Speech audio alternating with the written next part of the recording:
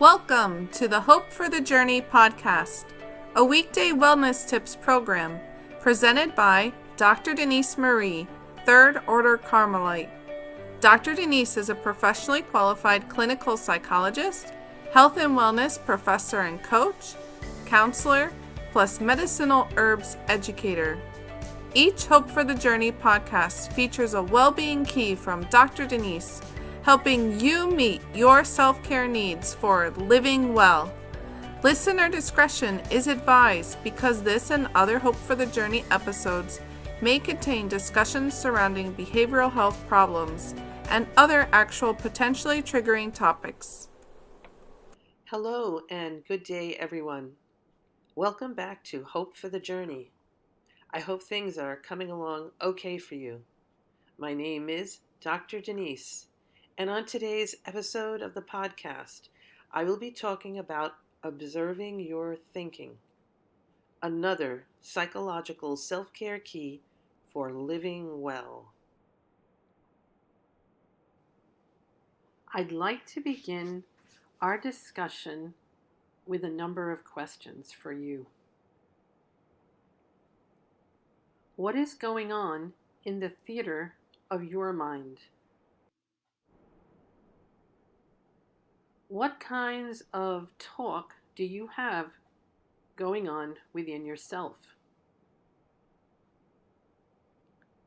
Is your mind an arena for self-talk that is faulty?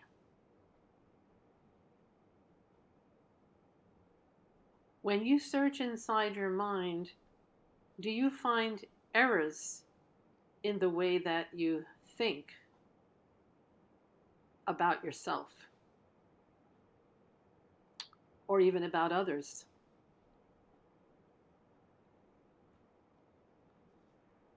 Do you find yourself realizing that you have thoughts that are actually distorting reality, whether to a small degree or a greater degree? Now, I'm sure that you've heard that to err is human, and certainly it is true. But in this podcast, we are focusing on lies that you may have come to regularly believe. And if there are lies that you regularly believe, they are actually lies that deceive. And so, therefore, such lies can interfere or actually do worse with your life. Untrue thoughts are often thoughts that are affecting us from the inside more than we realize.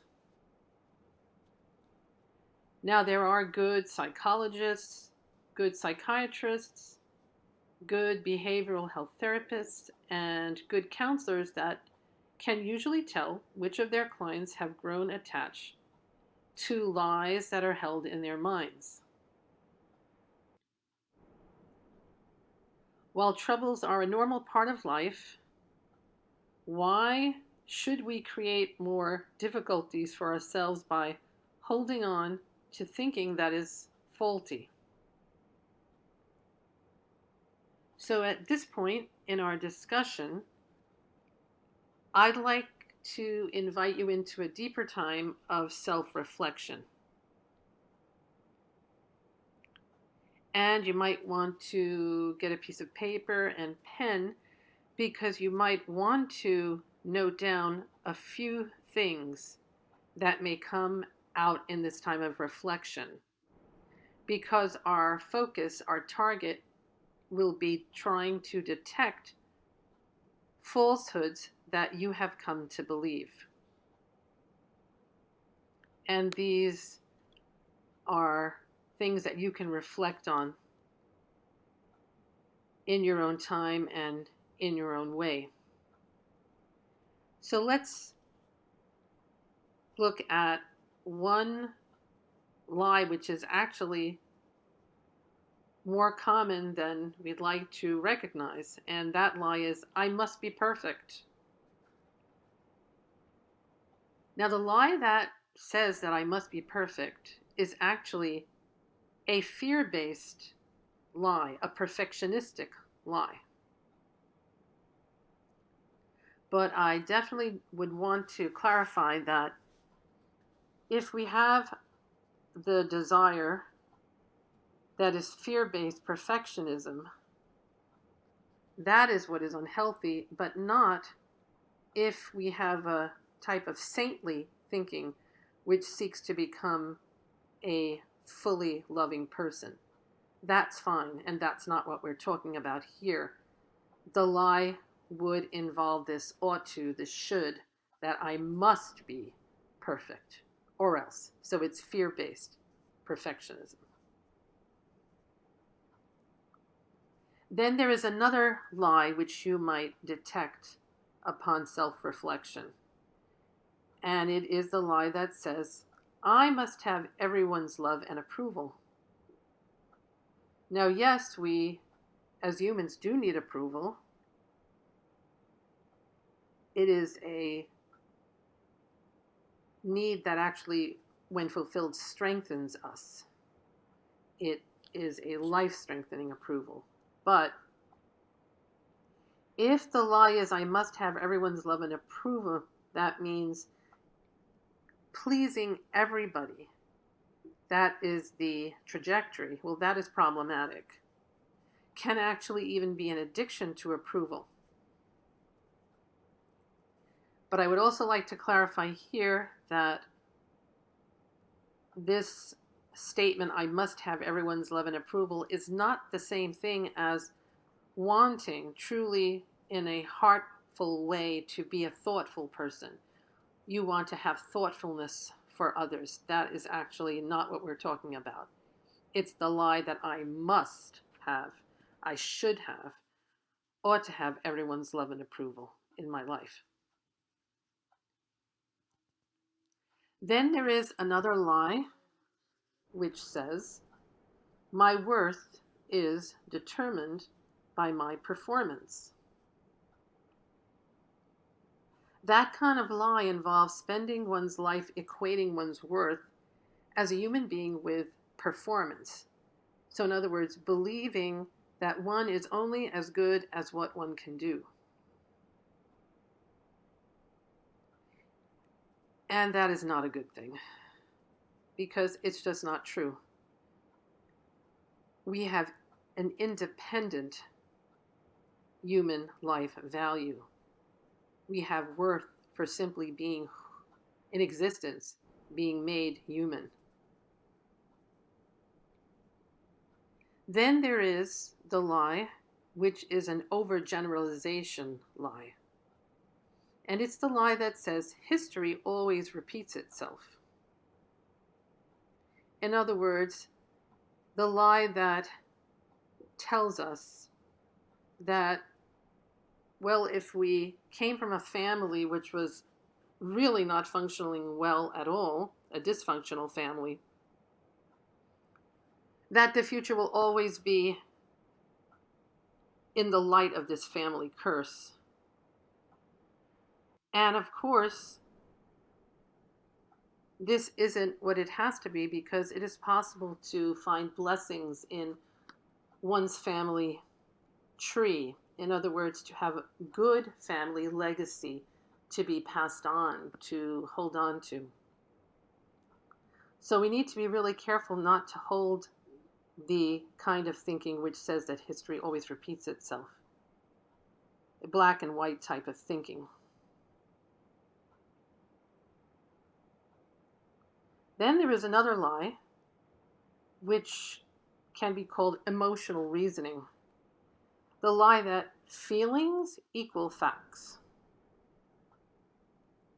Now, feelings and emotions together are an unreliable measure of the facts of a situation. Yet I do have to clarify that it is healthy, of course, to feel the human feelings that we have. instead of completely ignoring them or stuffing them down because they're discomforting.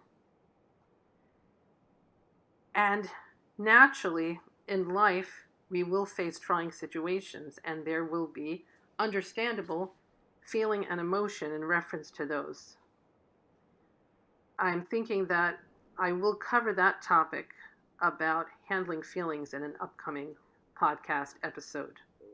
But when you look at even just this set of lies that I've outlined, I must be perfect. I must have everyone's love and approval. My worth is determined by my performance. History always repeats itself. Feelings equal facts.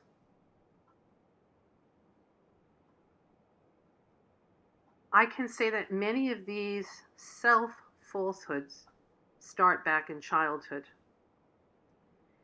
And if they are in your life, they may have been believed for numerous years.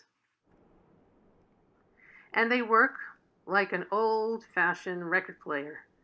Round and round they go, then play and replay each and every day.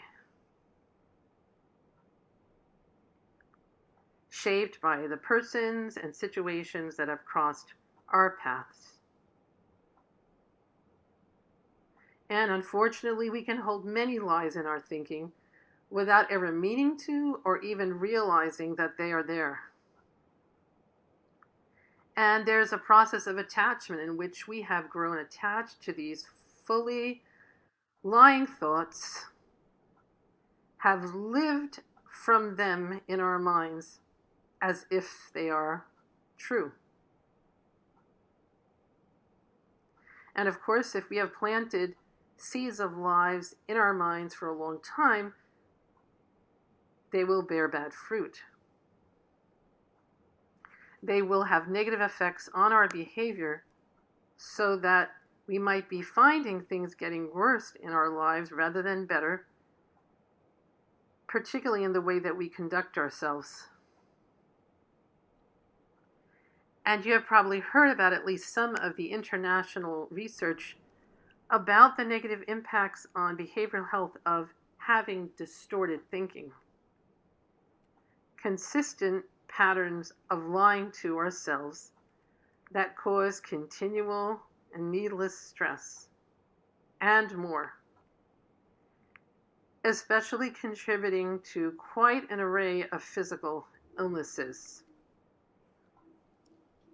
Now, do you think you have avoided facing any lies present in your thought patterns? It is not in your best interests, health-wise, to avoid the reality of mental weeds in the theater of your mind. Maybe you will even be able to find out about the ways that you truly wish you would be. Not a fear-based lover, but a person with natural self-worth, with a healthy emotional life, a person who can value and apply the good that has been present in one's family tree, and who can truly become more thoughtful for others. Even if approaching any lies in your thought patterns is a discomforting experience, it is a well-being approach to go ahead. Take a hard look at them.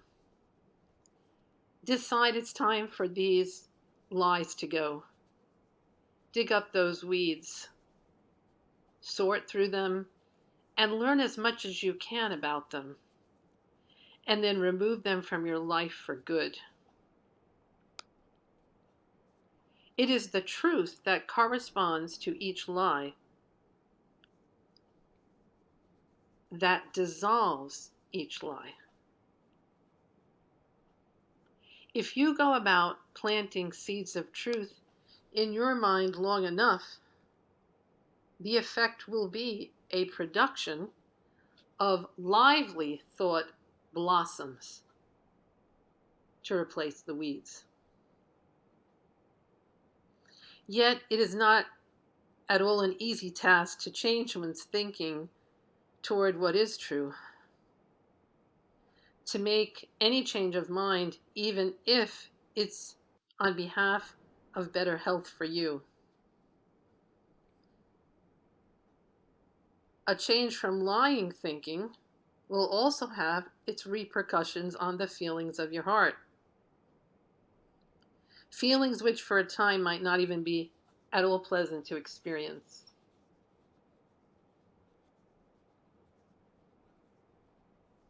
A change in thinking would involve struggle,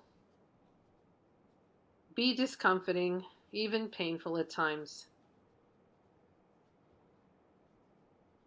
So you would really need the want to for change. And giving up when achievement is possible is not an excellent way to go. So why not consider the butterfly?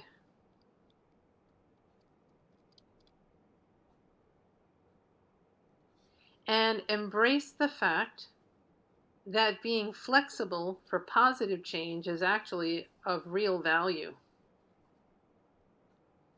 And instead of being inflexible about the lies present in your thinking, you can learn to be flexible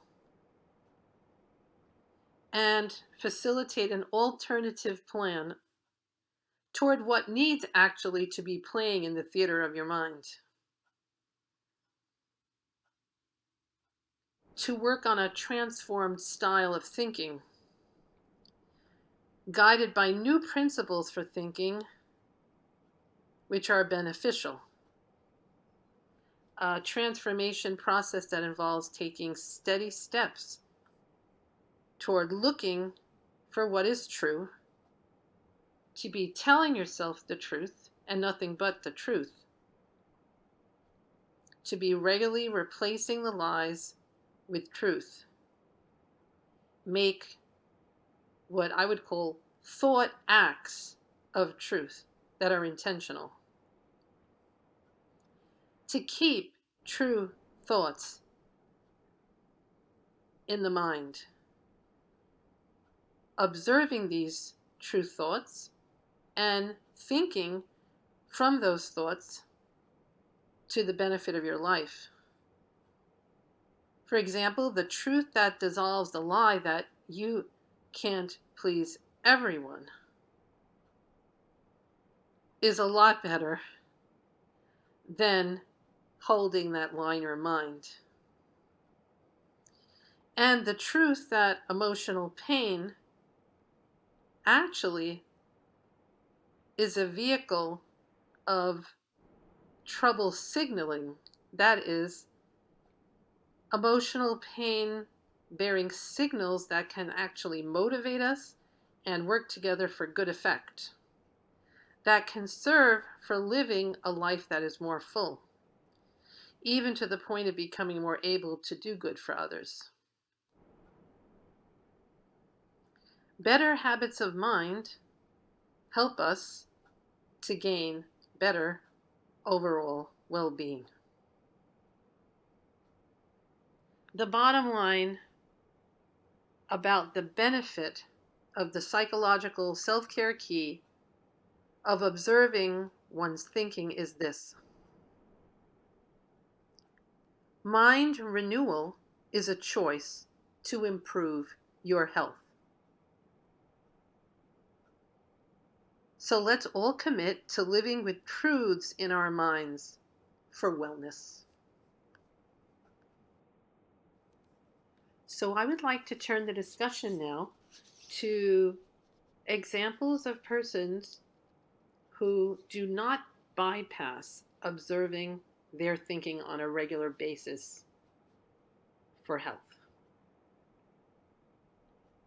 Leslie Parrott is a marriage and family therapist and one of the founders of the Center for Healthy Relationships on the campus of Olivet University. Now, I consider Leslie to be a model of a healthy thinking mind, especially concerned as she is for the good of relationships that comes from holding thoughts about oneself and others that are true. Then, for another fine example of someone who is an observer of his own thinking, is Dr. Chris Thurman. He is a psychologist who has worked in the network of Minirth Meyer clinics, who I believe is a fine model of a healthy thinking mind. Dr. Chris Thurman has been a noted psychologist in the field of the lies people tell themselves in daily living. He has studied and written and taught extensively about the negative impact of lies on human health, even going deeper into seeking the reasons people tell lies to themselves in the first place. And certainly it is beneficial that he has pointed out certain remedies for dissolving these lies. So I think you're getting the picture that Leslie Parrott and Dr. Chris Thurman are ongoing seekers of truth in their minds for living well. Now I'd like to turn our attention to a song that provides a fine example of someone who has well observed her own thinking and realizes that her life will benefit from replacing the lie she has come to believe, especially the lie that she is not enough. And she replaces that lie with the truth that she is enough. So fortunately, the title of this song is I Am Enough, and it's by Daphne Willis. And I'm going to read some of the lyrics that thankfully are present on the video. Here goes. All the lies I believed got the better of me. Never thought there could be so much doubt. All the shame, the self-hate, and the blame. The heartbreak made a fist that kept holding me down. I was my own worst enemy. But I found my way through it all, and finally I see. I am enough, just as I am. Feel right at home anywhere that I stand. I hold out my heart in the palm of my hand, and I live my life like nobody else can. I am enough. Now I must say that the lyrics of this song reveal some noteworthy things about the experience of living with a mind containing lying self-talk, and how such faulty messaging contributed to symptoms like excessive fear, doubt, self-hate, blame, and heartbreak. That was, quote unquote, holding her down instead of strengthening her life for a positive direction. Yet there is a welcome change revealed in the song to healthy transformation through a positive renewal of her thinking patterns. And because of that readiness to living as much as possible from a thought life of truth, and going ahead to take helpful action steps for healthy thinking, there is a happy ending to the song's story of living a life feeling at home with herself, clearly resulting in more well-being. Next in the podcast, to encourage you toward more care for you and your thought life, I present some health foods and plants that can relate to today's psychological self-care key of observing your thinking. And of course, each of these health foods and plants is for asking your doctor about in advance of any needless experimentation on yourself. I bring up these 3 health foods and plants in service of brain wellness. Spinach, beets, and peanuts. Have numerous ways to be included in a health routine for the benefit of the human body. Again, these health foods and plants can be discussed with your doctor, though I point them out as gifts of nature that can be considered on your journey toward bringing out more well-being in you. I also have something brief to share with you today. I have written up this post-it note to help you improve the thinking you do within yourself. I hope you will take to heart these words from a friend. Actually, words adapted from Proverbs chapter 31, verse 26. Speak wisely to yourself with gracious love. Now, at this time, there is one extra item that I plan to share with you today, a phone app that could assist with steps toward more healthy thinking. It is called Think Up. It is called the Motivation and Positive Thoughts app. It is from a company named Precise Wellness, LLC. The description says the app is for, quote, boosting self-esteem and confidence. Provides daily positive affirmations that can improve the way you see yourself. Think Up focuses on motivating you and shifting your mindset to help you regard yourself in a more positive manner. Many users have expressed their gratitude for this app, saying that it has helped them become more confident and self-assured, end quote. Besides this app, you can keep in mind that there are other orientations to help available in our Hope for the Journey podcast resource center, located on Instagram at Cause for Hope. Plus, I wanted to close this podcast by letting you know how much I appreciate the opportunity to spend time with you today, particularly to share helpful tips on the matter of observing your thinking. And please know that I personally wish you more hope for the journey of greater well-being. The Hope for the Journey program airs weekday evenings from 7:45 p.m. to 8:15 p.m. Eastern Standard Time on Instagram and YouTube. Dr. Denise thanks you for listening to her Community Wellness podcast and wishes you to keep in mind that there is cause for hope of more well-being.